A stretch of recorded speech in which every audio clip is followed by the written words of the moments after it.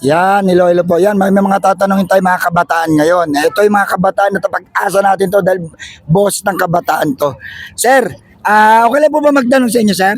Sige lang po, okay lang po, okay lang po. Ito po, sir, no? Tatanong ko lang po.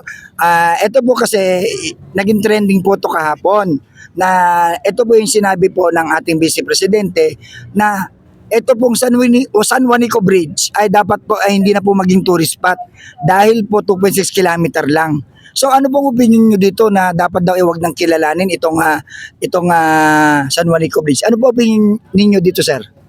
Yun nga po, dahil nga po, history na po siya, bakit po kailangan pa po natin tanggalin yun? Nandoon na po naman yun. Bukod po doon, dahil nga historical po siya, matagal na po siyang nandito. So kilala po siya ng mga tao. Bakit parang binabash natin yung sarili natin? Oo, tama po. Sir, ikaw may other opinion kayo, sir?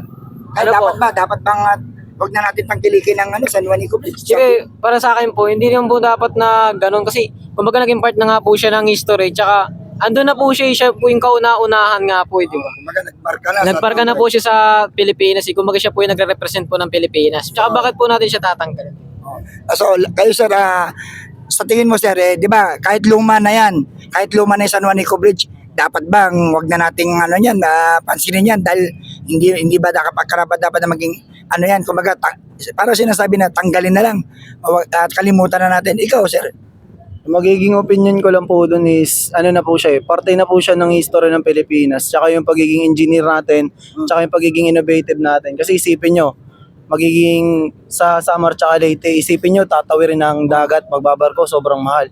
Yung pag-innovate ng tulay na yun, kahit sabi mong sobrang tagal na po nun, or sobrang yung history, tsaka yung engineering, tsaka yung innovation ng Pilipino po, doon po pumapasok yung yung Pilipino is hindi tamad.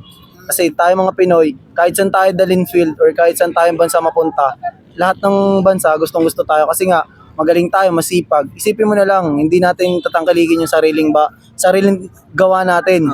Tulay natin yun, hindi dapat tangkaligin yun. Kahit sabihin nyo nang huwag nyo gawing tourist spot, historical naman siya. Marami memories tsaka mga tao na dumaan doon tsaka marami ng memories yung yung lugar na yun. Yun po yung opinion ko.